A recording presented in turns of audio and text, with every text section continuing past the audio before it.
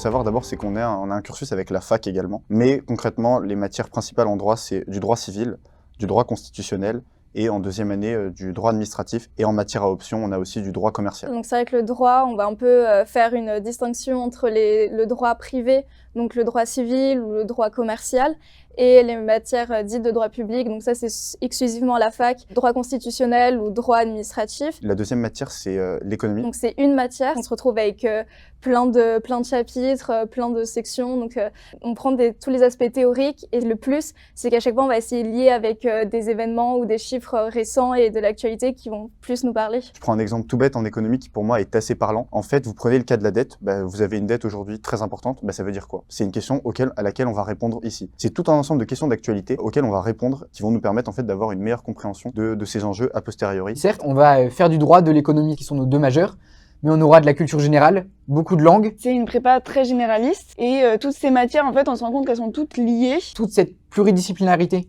fait qu'à la fin, on a un profil très généraliste et donc assez complet. Et en plus de ça, il y a un accord avec la fac qui fait qu'on a à la fois le cadre très personnalisé de la prépa et le cadre complètement anonyme de la fac, où on est dans des amphis au milieu de 800 personnes, voilà. Moi, pour l'instant, c'est les 2 meilleures années de ma scolarité.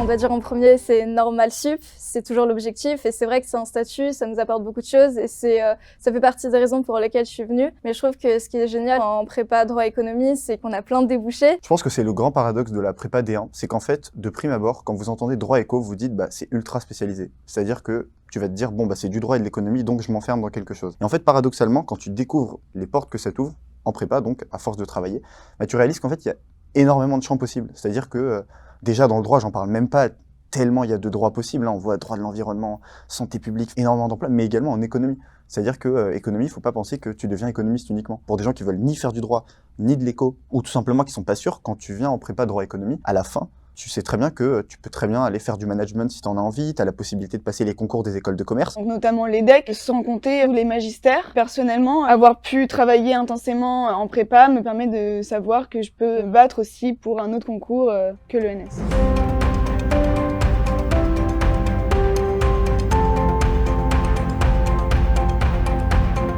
Je pense qu'en première année, on est un peu perdu.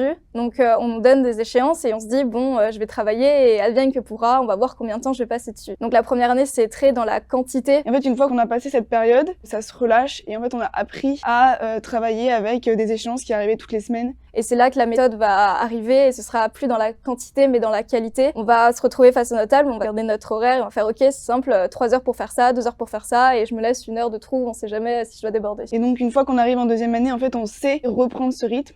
Et donc en deuxième année, c'est plus facile de travailler très intensément pour pouvoir répondre aux échéances qu'on a aussi en deuxième année. Ce qui est bien ici, c'est qu'on peut venir travailler tous les jours. C'est ouvert de 8h à 22h. Et ça, c'est vraiment propice à la concentration. L'idée, ça va être de bien organiser le temps. Le tout, c'est d'avoir un beau rythme de travail, d'être efficace.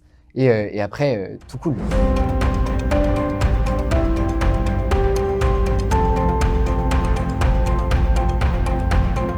Moi, j'ai beaucoup apprécié cette idée que les profs étaient vraiment pas comme ce que j'avais entendu sur les profs en général en prépa, à saquer, à rendre les copies dans l'ordre décroissant ou croissant.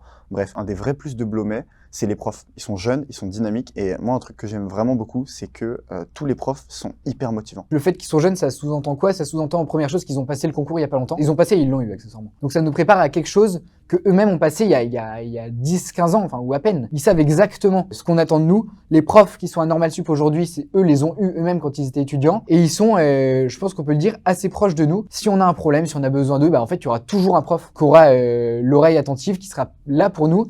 Et vraiment, c'est quelque chose de très agréable et c'est une plus-value énorme.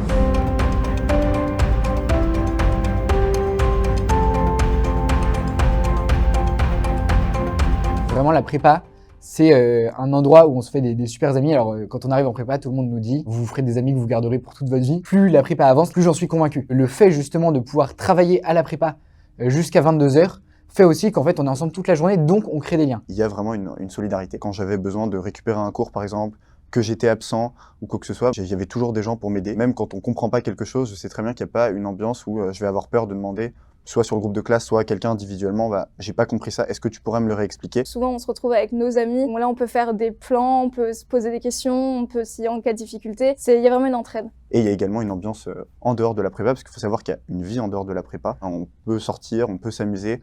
Faut pas penser que la prépa, c'est uniquement le travail. Je vais même aller plus loin, parce que je pense qu'en prépa, vous êtes obligé de sortir, vous êtes obligé de vous amuser si vous voulez réussir le concours.